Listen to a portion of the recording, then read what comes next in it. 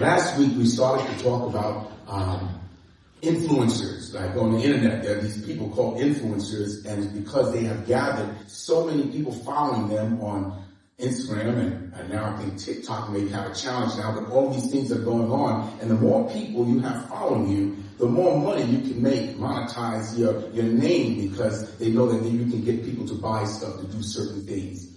But the word influencer is not just limited to social media. Influencer can be each and every one of us, and I believe that everyone here, to some degree, is an influencer. If there are people around you, your family, people you work with, wherever you go, you become an influencer for Christ. And that's what we talked about last week. We talked about the fact that we all have different jobs to do in life. I have a job, you have a job, we do different things, and God has blessed us with those jobs. But on top of that, there's a major purpose each and every one of us have been called to do in the jobs that he's given us.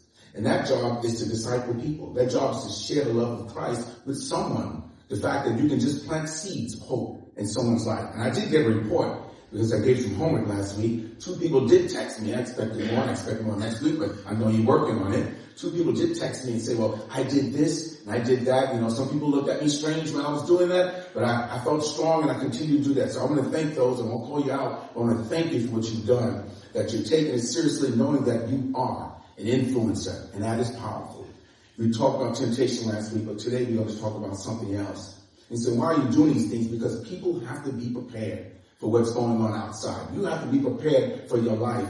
You don't just want to come to a place, feel good, leave out, and know you're not protected. Know that you don't really know how to handle things that are going to come against you.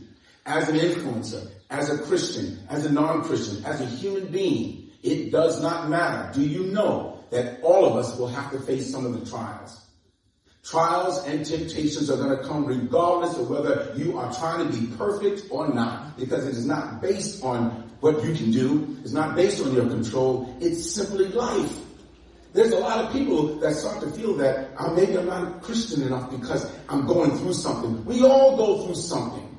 God allows certain challenges to come into our life because he knows that it's going to build us up. It's such a powerful thing to realize, but let's face it. Trials are difficult. They're different than temptations like we talked about last week when Samson had to stay away from the line because he knew what his weakness was. He loved women and he loved revenge, and he was being drawn toward the line until he crossed over and lost it all and had to be rebuilt again. Never to the place where he was supposed to be, but he had to be rebuilt again. That's temptation. That comes from internal. That comes from some of the desires that we may have and some of the weaknesses we may be dealing with. But it's different with trials. Trials are not something that's internal. Trials come from something from outside, things that you can't control. You can't control some of the things that are happening, because the truth of the matter is you don't want the trials, but they come anyway. Isn't it amazing that sometimes when it rains, it pours? One trial comes, the next thing, something else happens. You say, well, why are these things happening? Because God won't put more on you. He won't allow things to give you that's going to break you. He's always going to give you enough to support yourself. But trials are going to come. The question is, how do we handle the trials? How do we handle them when they come? Too many of God's people fall victim to the trial and allowed to overtake them, fall into depression, give up, and just say, I can't do it. Maybe if I run away from the church, maybe if I stop serving God, I'll be all right. The truth of the matter is, you can't run from life. Wherever you go, there's going to be some trials. Somebody's going through it right now. The truth of the matter is, I go through trials all the time. There's always something coming at me. Things are going smooth, and always there's something else. I tell you, it's just constant. But I've learned to deal with it based on the Word of God. There are 2 ways that we can deal with it. We can deal with trials based on the Word that we're going to talk about today, or we can base it on the way the world tells us to handle it. The world always has a solution for us. It's always telling us how to handle a problem. And God says, that's not what I want you to do. I want you to handle it the way I'm going to teach you. But sometimes we slip and we go the way of the world. The way the world tells us to handle trials is this way. When something's coming at you, they lie to us. The world is full of lies. And they tell you, I want you to handle it, a solution I'm going to give you, but my solution, the world says, is based on the lie. And here's my lie number 1. When you're going through something, you got to be careful. Because the lie is, maybe you did something and now you deserve it. A lot of people feel that way. Oh my God, I brought this on myself. It's a trial. It's a test. It's something that happens. Sometimes you get fired. Sometimes you have mental problems. These things, sometimes you have a health problem. They come into everyone's life, not because you're good or bad. It's just life. And the enemy will tell you, you did? No, that's the devil talking. You belong to God. It's by his grace and your mercy that you're standing here. The second line will tell you, you know that old saying, you reap what you sow. Hey, don't do that. That's a good one. You reap what you sow. You know, well, when did I sow? I don't remember. No, you did something. Maybe when I was a baby, I did. Yeah, you get it back now. That's the devil lying to you. That's not reap and sow. That's not how it works. You plant something and you expect something else and you get it. You can't doubt God and expect to receive the blessings of faith. You see what I'm saying? So stay away from the lies. God gives us an answer. And he says, because of trials, and I've been through some trials, and I tell you the truth, I've gone through some trials where I truly said, Lord, I really wish I didn't have to go through this one. I kind of wish you just take that away for a while. Maybe later on when I'm stronger, you bring it back. He said, no. You can handle it. Me and you together, we can handle anything. So I want you to know, even as a pastor, sometimes I don't want to deal with it. So I know that we are dealing with it. Not just me, but all of us deal with it every day. What are some of the challenges? What are some of the trials? What is it? Health? What is it? Career? What is feeling like an imposter? When you feel like I'm in this space working, but I don't feel qualified. All of these things are coming at me, financial, relationships. Every time I turn around, I can't catch my hand. Trials and trials. But the trial that hurts people the most is the loss of loved ones. And if you're sitting here, you have experienced that. Everyone has experienced the loss of someone or the sickness of someone. It's a hurting thing. And I remember that was the most impactful one for me. And when I came through that, I knew that God could take me through anything. It was the death of my father. And I know that I loved her dearly, but my father's death was unexpected. He was killed in Brooklyn. And through that process, I questioned ministry myself. I could have gone and said, well, did I not love him enough? Did I not do enough? And he said, don't go to the way of lies. He says, I want you to go the way of God. And I thought about it, but that wasn't it. It was at the funeral. I never told this story before. It was at the funeral of my father when the detectives came and pulled me out and my brother. Pulled us out of the funeral. I said, well, what's going on? They said, we want to know, where were you? Where was who? Where were you and your brother when your father was attacked? I said, well, I was in church working and my brother was living his life, whatever he's doing. And they talked to us and finally said, okay, well, we're satisfied with that. We understand that you had nothing to do with that. That thing bothered me, that there would be someone even thinking like that. But no, that's just the enemy. That's just trying to get into my head. And it never registered because I knew that God was doing a greater thing. But that's what the world will do. They bring issues into your life that will try to break you. But God says, if you hold on, you will not be broken. Now, standing here, it makes no sense for me to continue to talk without telling you what God says about it. What did God say about what you're going through right now? What does God say? Does God have anything to say in this book that's been written so many years ago that's relevant for my life right now? And that's what young people think about. Tell me something that is relevant. Tell me how I can use it now. Is there something in that word, brethren, that can help me deal with what I'm doing right now? I lost my job. I'm feeling sick. My children are acting up. I'm going through parental problems. My relationships are breaking. How do I deal with those trials? Well, he says, I give you the answer in James.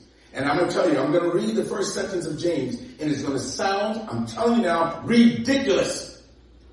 It's going to sound like, man, you've got to be kidding me. That's the answer? That's what you're trying to tell me to do? But then when we break it down, it's going to take about 5 minutes to break it down. We're going to say, like I said, wow, God, you are so amazing. The first statement says that there was a guy called James. We read it.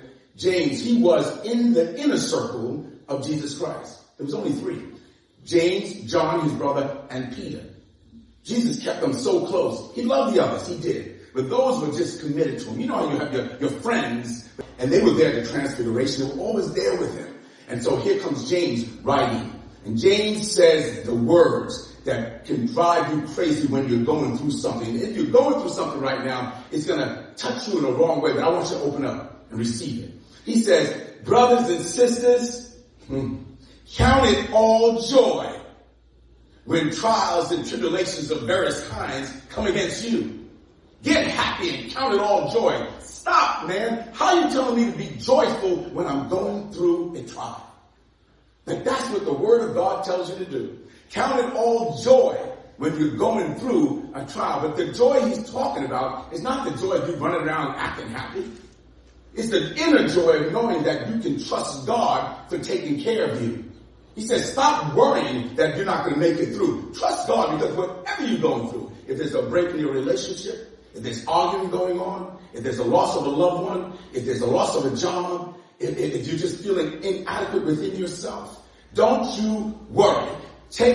Count it all joy. In other words, trust God that he's about to bring you through, no matter what the challenges are, the trials are. Why? Because I want you to change your attitude. I want you to have an attitude of joy.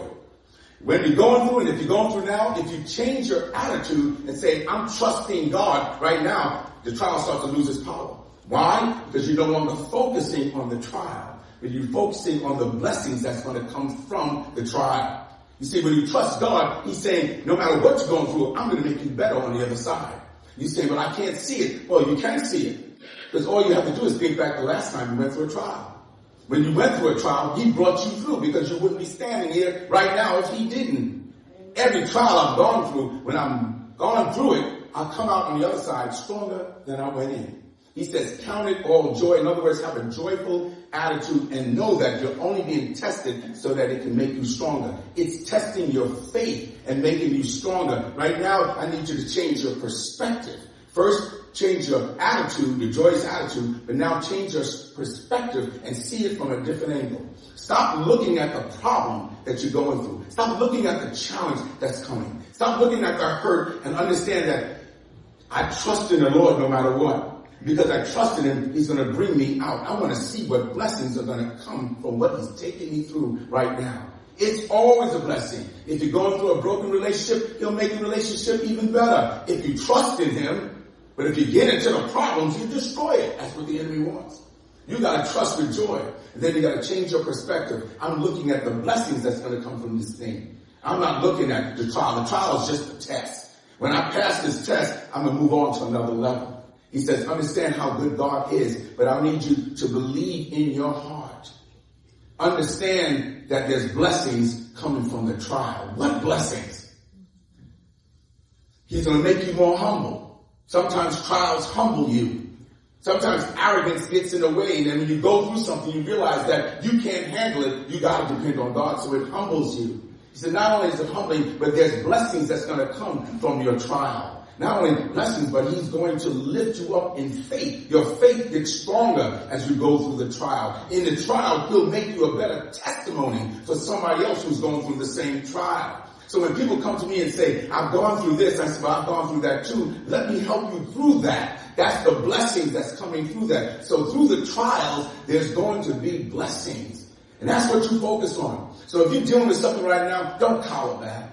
Don't be afraid. Don't think it's going to crush you, because with God, nothing can crush you. You can only come through this as a greater person. And then he says, watch out now, because all of that makes sense, except for this. The one thing that can wipe out all of that, if you're feeling weak and you don't know, and you start to go to God, that's what he says, go to God and ask him. Ask him to help you. Be in prayer and say, God, I don't see how you're going to do it, but I know you're going to do it. Father, I'm giving this into your hands, and I'm not going to worry about it anymore, because you are in control. I can't control this. You start praying that, but it says in his word, stop doubting. Because the moment you start doubting, your mind splits and you become weak. Faith cannot stand in the same space as doubt. Because doubt is like you saying, God, I know you're going to do it. I don't deserve it. God, I know you're able, but this one's probably too hard for you. Nothing's too hard for God. So he said, when you ask in faith. Don't ask in doubt. Don't let doubt whisper into your ear, maybe not you. Maybe you deserve to go through this. Maybe God doesn't. That's all lies. He says, ask in faith. Don't doubt, because a doubt person is a double-minded person, and you cannot be blessed with faith blessings if you go to God with doubting and a double mind. He said, right now I need you to look at that thing that you've been dealing with and give it to God with all your might and say, God, I don't know how I'm going to get through this, but I know you're going to bring me through because I have faith in you. My faith is in you. And he says, when your faith is in me, why do you doubt? Because the world gives us doubt. The world gives us doubt. The world will tell you that you're not adequate. You may have grown up in a situation where people said you're less than. You may even feel that right now. You may dress up, drive the best car, have the best house, but in your heart, you feel less than. And God said, why do you feel less than when I gave my son to die on the cross for you? You're so valuable. Get rid of that self-doubt. Get rid of that imposter syndrome where you feel, I'm in the space, I have a job, but I don't feel adequate. I don't feel worthy. Why don't you feel worthy? You're a child of the King. You have the power of influence. You can influence people's lives. So you know the enemy is going to try to stop you, but he can't stop you because you will not go to God in doubt. Not one. Somebody said, well, I've not been a Christian for a long time. I don't care if you've been a Christian for a minute. We serve a God that's not really the consciousness of time. He doesn't care. He says, the moment you accept me, don't go to me in doubt. Come to me knowing that I can do all things but fail. And ask for it and stand on it, even when the winds blow. Even when things don't seem, they're getting darker and seem they're getting worse to you than they're getting better. Sometimes things got to get a little darker before they get lighter. And you got to trust God. Say, God, I see you working. I don't know how you're working, but I see you working. I've been praying for this young man for a long time, for a couple of months in this particular area of his life. And then I've been mentoring him, and he called me, and the things he was saying to me is the answer. I said, oh my God. I couldn't tell him that because it wasn't for me to tell him, but he was telling me something. I was going, oh man, I was almost in tears through his testimony to me. I knew God was working in his life. And I said, man, God, you are amazing, man. You're just beyond. That's what I'm talking about. Don't give up. Don't stop blessing God because you don't see how he's going to work it out. He always works it out. So what do we do when we leave this place today? Man, there's so much power. This world doesn't have power. We have power over the family, over the children, over the people around us. Choose the life you want. Say the life you want. Say the life you want. I said the life I want. But I'm here to tell you, the reason why we don't have, because we ask easy prayers. We ask easy prayers based on what we think God can do. Not on the fact that we know he can do anything but fail. We have to stop, and this week, your assignment is to ask God for a big thing. Not stuff. Ask God for a big prayer. Get dangerous and big with your prayer. And stop saying, God, I just want to make it through another day. Okay. Just give me enough to eat today, and I'll make it tomorrow. I'm so glad I got one pair of shoes. Don't need no.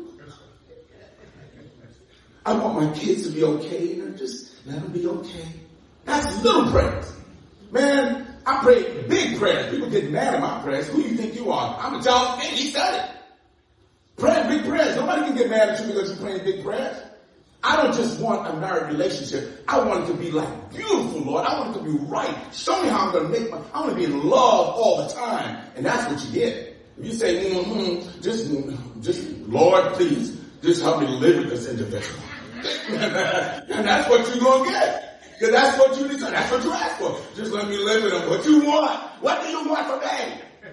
That's what you're going to get. But you say, Lord, I just want you to give me understanding about what that person's going through. I want you to use me constantly in their life that I can bring them closer to you by the way I'm treating them. I may have to correct some things, but I need to do it in the spirit of love. Man, you see how God starts to work that thing. You go on your job, I can't stand her. That's why you get in trouble on the job. Change it. Change it. So Lord, this person has a problem. They have a problem with me. I don't know why.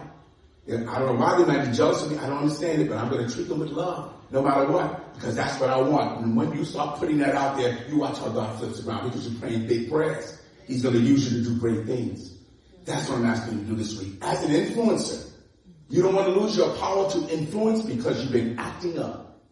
Because every time you get around nasty people, you get nasty. You get around happy people, you get happy. You tossed by the wind. I don't care who I go around with. Why are you always so happy? Because God is good, man. Oh, don't get me sick. I get you sick, but you don't get me sick, bro. Give me up. Now, hey, look, I don't care. When I first came back from California, I've been there for 12 years. I met Sister Ruth. I said I was never going to move back. I fell in love. I moved back. My mother said, where you coming? I said, I'm coming back. You coming back where? To New York. Why? I'm in love. It's true. I'm in love with her. When I got back to New York, she tried to tell me how to act on the train. I would get on the train, going from East New York to Manhattan. I just walk on, good morning. How you feeling, baby? All right. My man. She's like, what are you doing? I said, well, people need some joy in their life, man. I'm feeling good. I just want to share it. She said, you can't do that here. No. Others can't do that here. But I can do whatever I want here. I can do what I want, what's in me here. I go, good morning, man. Man, you want to see? No. I said, no, you please sit down. It'll be an honor for you. Now, what's going on? People looking at me like, oh, it's crazy. Good morning, how you doing? Oh, man. Hey, that's your kid? How you doing, man? How you doing? My man. New Yorkers are strange, but I wouldn't allow that to overtake me. So she just finally starts singing a little, there he goes again. Hey, I couldn't help myself. But it was so much fun. It was ministry to me. If out of the 20 people on that train, one person smiled and kind of like, I got you. That's all that matters. I made one person smile. That's all that matters. I changed a life that moment. That's power to me. Walking on the train, that's powerful stuff. Man, I had some cowboy boots on one day. Man, I came from California. I didn't just have cowboy boots on. I had white cowboy. Y'all don't know I'm extravagant. I could be extravagant. I had some white cow skin. It was like furry. That just, in my mind, it was like the coolest thing that could ever hit New York. My jeans don't walk. Oh, man. I liked it because it made me 5'7" when I was 5'5". I was just walking, but I was standing there. There were guys were laughing at my boots.